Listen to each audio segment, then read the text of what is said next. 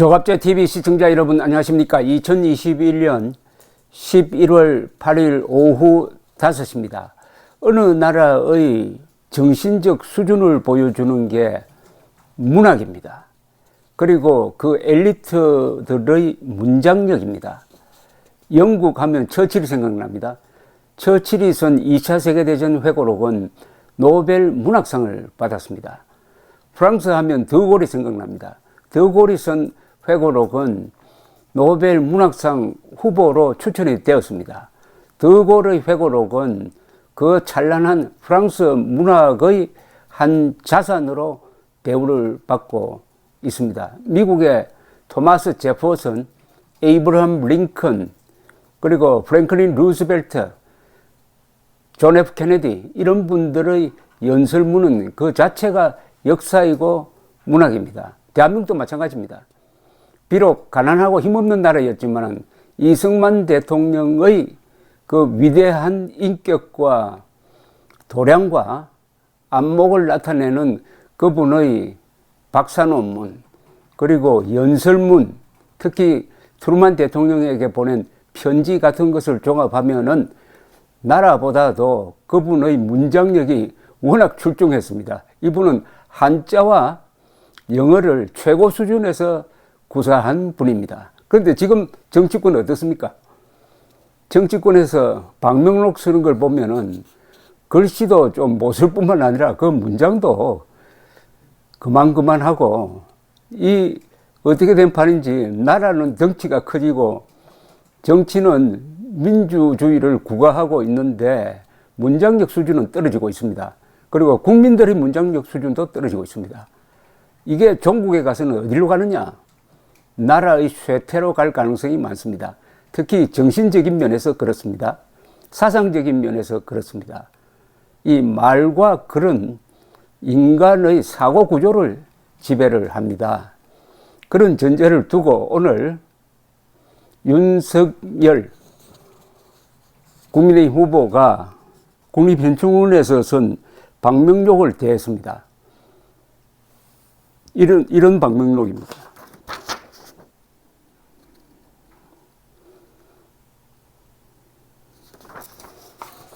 선열의 뜻을 받들어 국민 승리의 시대를 열겠습니다. 2021 11 8 윤석열 이렇게 되어 있습니다. 선열의 뜻을 받들어 국민 승리의 시대를 열겠습니다. 또박또박 아주 잘 쓴 한글입니다. 그리고 띄어쓰기 아주 정확합니다. 다만 하나 여기 제가 아쉽게 생각하는 부분이 바로 이 점이고 오늘 이 점을 좀 이야기해 보겠습니다. 윤석열이라는 이 이름입니다. 윤석열, 여러분 이게 이분의 본명입니까? 아니면은 발음 부호입니까? 이분의 본명은 한자로 써야 됩니다. 석자는 주석 석자입니다.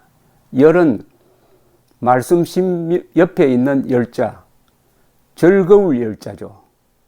윤석열, 그렇게 쓰는 게 옳은 표기법입니다.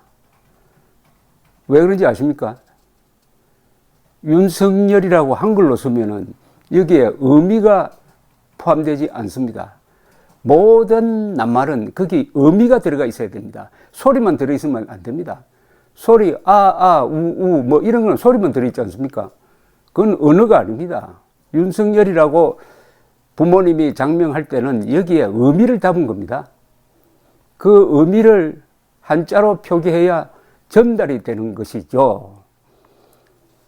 예, 근데 가수분해라고 한글로 쓰면은 의미 전달이 되지 않지만은 한자로 쓰면은 어떤 물질에 물을 부었을 때 일어나는 분해 현상 이렇게 되는 것 아니겠습니까? 가수분해는 그러니까 한자로 써야 된다는 저희 이야기입니다. 윤석열 한자로 모르는 분이 많죠. 왜냐? 본인 스스로가 오늘 또 윤석열이 자기 본명을 쓰지 않고 발음 부호만 썼습니다. 이래 되면 좋은 이름 만들어 놓고 그걸 이용하지를 못하게 되는 것이죠.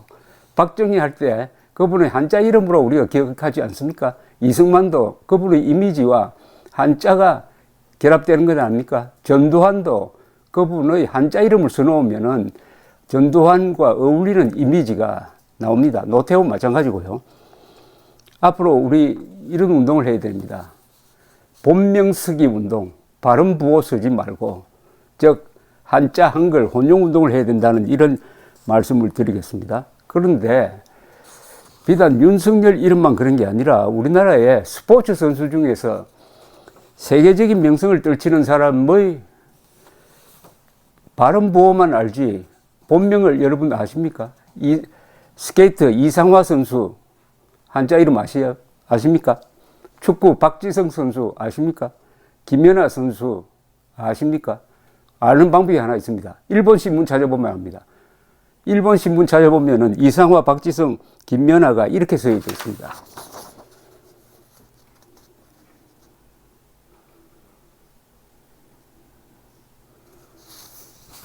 이 한자로 써놓고 보면은 참 이 세계적 스타가 이름부터 잘 지었다는 생각이 듭니다. 모양 좋고 뜻 좋고 발음 좋습니다. 이게 좋은 이름입니다. 박지성을 예를 들면은 지혜로울 지자 아닙니까? 별성자, 와이즈 스타죠. 영어로 번역하면은 박지성 선수의 플레이잉 하는 그 모습이 바로 아주 슬기롭게 지혜롭게 하는 선수 아닐까요? 박지성, 김연아, 이상화 말할 것도 없고, 이름이 운명을 결정한다는 말도 있습니다. 왜냐하면 좋은 이름을 지으면은 자신도 부르고 남도 불러주니까 거기에 어떤 기원, 희망 이런 게 들어가서 그 사람의 운명에 영향을 준다는 거, 이거 절대 무시할 수 없는 말이라고 생각합니다. 그래서 일본 사람들은 은령이란 말을 씁니다. 말에 영혼이 되어 있다. 은령. 좋은 이름 지어주면은 한자로 써서 그 뜻을 널리 전하고 다른 사람들도 그렇게 불러주면은 출세하고 행복해진다는 이런 이야기입니다. 자, 그런데 이 윤석열을 어떻게 읽을 것이냐, 이 발음 문제를 좀 한번 논해 보겠는데요. 전 월간조선 이사를 지내신 조선일보 기자 출신인 이 조남준 선생이 조갑제닷컴에 문제 제기하는 글을 써 올렸습니다. 제목이 윤석열 한자로 썼습니다. 윤석열의 정확한 한글 표기는 윤석열이고 발음은 윤석열이다. 이런 이야기입니다. 말하는 사람마다 다르다. 하나로 통일했으면 좋겠다. 이 정확한 발음이 되려면은 한자를 알아야 됩니다. 한자를 알지 않으면은 장음 단음이 혼란스러워집니다. 윤석열도 한자를 정확하게 쓰고 요걸 어떻게 발음할 거냐, 이렇게 논해야 됩니다. 조남준 전 이사의 주장은 이렇습니다. 윤석열 전 검찰총장이 국민의힘 대통령 후보로 선출된 지 며칠 지났다. 그동안 수많은 방송 매체를 통해 들려오는 그 이름이 매번 달라서 헷갈린다. 들리는 소리는 윤석열과 윤석열 또는 윤석열이다. 그러니까 윤석열, 윤석열, 윤석열 이렇게 다르다는 겁니다. 윤석열의 정확한 한글 표기는 윤석열이고 윤석열로 들려야 한다. 열은 기쁠 열자이기 때문이다. 영어 표기도 아마 윤석열일 가능성이 높다. 그래서 이 대목에서 영어 표기를 어떻게 하는지 이 영자신문을 한번 찾아봤습니다. 이렇게 표기를 하네요. YOON, 석, SEOK, 율은 YOUL, 윤석열, 한자씩 이렇게 떼어서 표기를 하고 있습니다. 윤석열로 표기를 하고 있습니다. 윤석열로 표기를 하고 있지 않습니다. 만일 그 이름이 윤석열, 이때 매울 열자를 쓸 경우에는 그때는 윤석열이나 윤석열로 발음해야 했을 것이다. 렬은 매울 렬이기 때문이다. 어문상으로도 윤석열 대통령이 발음하기 쉽고 듣기 좋다. 이런 주장을 했더니 여기에 반론이 하나 또 들어왔습니다. 이 조갑제닷컴에 아주 글을 잘 쓰시는 맑은 마음 1이라는 회원분께서 이렇게 반론을 제기를 합니다. 윤석열 이름의 발음에 대한 조남준 월간조선 이사의 의견을 보고 나의 생각을 밝혀본다. 결론부터 말한다면은 윤석열이라는 발음은 바람직하지 않다고 본다. 그리고 영어 이름은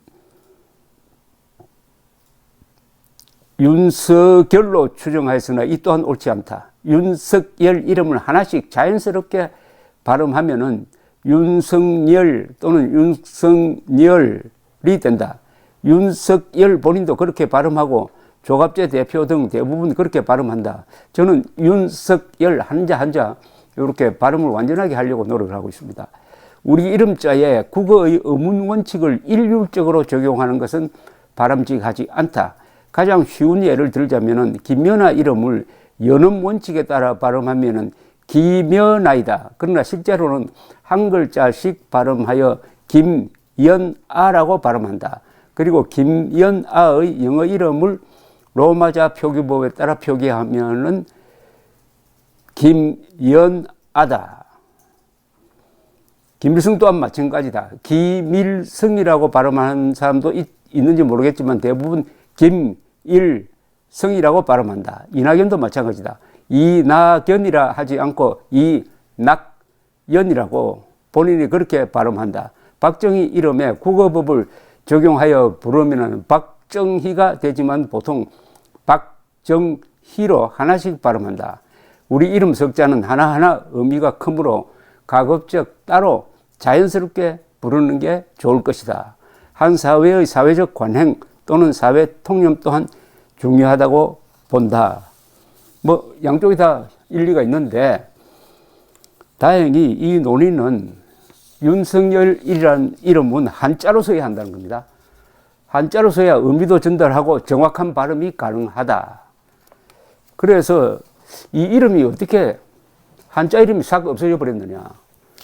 이게 역사가 있습니다. 옛날에는 사람 인명은 다 한자로 썼습니다. 신문, 방송 모두 다. 심지어 1960년대, 70년대 이 영화 포스터를 보면은 그때 조연, 주연배, 감독 다 한자로 이름이 쓰여 있습니다. 영화 포스터에. 뭐 스크린이라든지 스타라든지 이런 것은 한자로 쓸 수 없으니까 한글로 써주세요. 그럼 한번 생각해 보십시오. 1960년대, 70년대 영화 보는 사람들이 다 대학교 졸업한 사람들이 보았겠습니까? 영화는 서민들도 다 보았습니다. 그때는 서민들도 한자를 충분히 읽을 수 있었다는 이야기가 안 됩니까? 그런데 문맹률이 거의 없어졌다고 하는 요사이 또 생긴 문맹률이 있죠. 한자 문맹입니다. 한자를 모르면 문맹자죠. 한국의 70%는 한자로 읽어야 정확한 의미가 전달할 되는데 한자를 모르면 70% 문맹률입니다. 세계에서 문맹률이 가장 높은 나라가 대한민국입니다. 이걸 알아야 합니다. 그런데 슬그머니 이제 90년대 초부터 김영삼 하면은 한글로 쓰고 그 안에 괄호 안으로 한자가 들어가기 시작했어요. 그러다가 2000년대 쭉 올라오니까 갑자기가 아니고 서서히 괄호 안에 있는 한자가 사라지기 시작했습니다. 왜냐하면 기자가 게으르니까요. 기자가 자판에서 한자 찾아가지고 넣기 싫으니까 이제는 편한 쪽으로 가버렸습니다. 그래서 윤석열이 한자가 이렇게 쓰여졌다는 것을 아는 국민이 아마 거의 없어지고 말았습니다. 이게 참 비극입니다.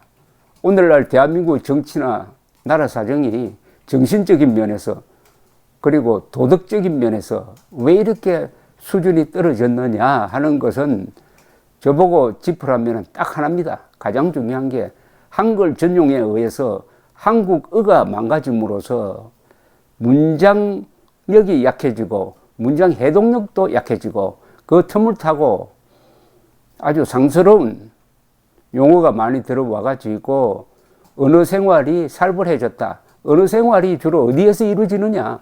언론과 정치입니다. 언론과 정치의 수준이 떨어진 것은 한글 전용 때문입니다. 그것이 좌익 득세보다도 더 큰 영향을 끼쳤고, 이런 분위기 속에서 오늘 윤석열 대통령 후보가 방명록에 글을 쓸 때 이름을 발음부호 본명을 적지 않았다 이겁니다.